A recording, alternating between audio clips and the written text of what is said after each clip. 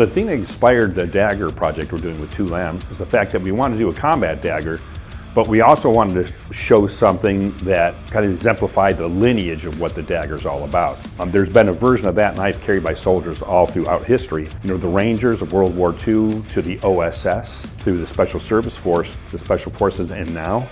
That dagger has been a symbol of excellence, elite units, unconventional warfare. So we wanted to put that spirit into the knife we made. So it's not a new design. It's constructed differently with more modern materials, but what it really is a way of us honoring our special operations heritage. The FS dagger.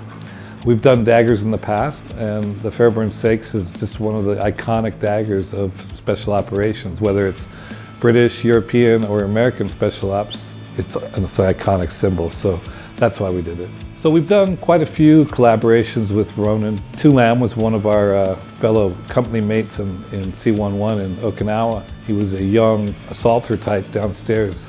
Curtis and I were a little more senior. So we worked with them and saw them through our scope, and we deployed with them all over.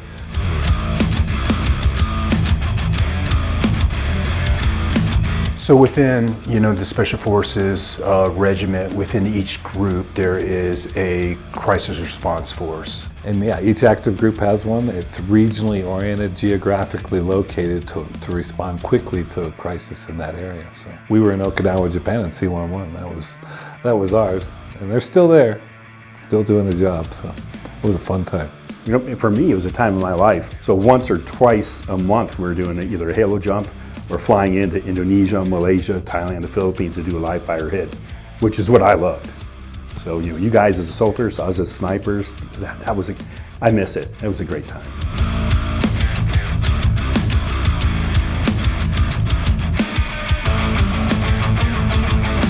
So after I got out, I started getting into the knife fighting world, the blade world, based off of my experience with the Filipinos, commandos, and sticks and knife fighting. Last year, I approached Curtis, and Curtis and I started talking, and I said, I want to bring something that represents our lineage. What blade will represent the heritage, the regiment, and Curtis, you brought in the Fairbanks.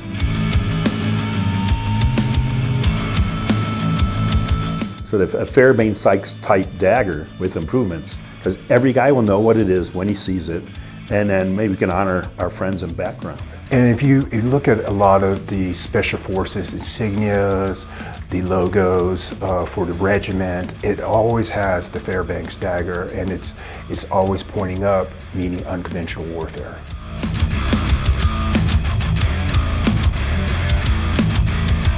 People asked us right away, and there's a lot of traditionalists when it comes to this type of dagger. So we knew we wanted to make it traditional looking, but how do we improve on it? If you know the old Sykes Fairbairn or OSS daggers or Raider daggers, they were very handle heavy, often made out of brass so they wouldn't tumble and fall forward out of the hand.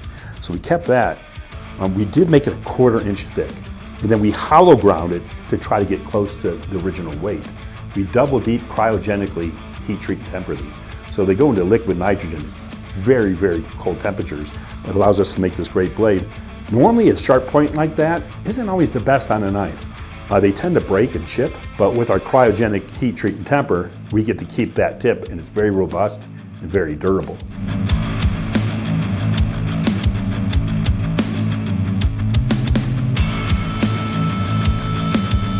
Fairburn Sykes dagger originally was not sharpened really on the edges.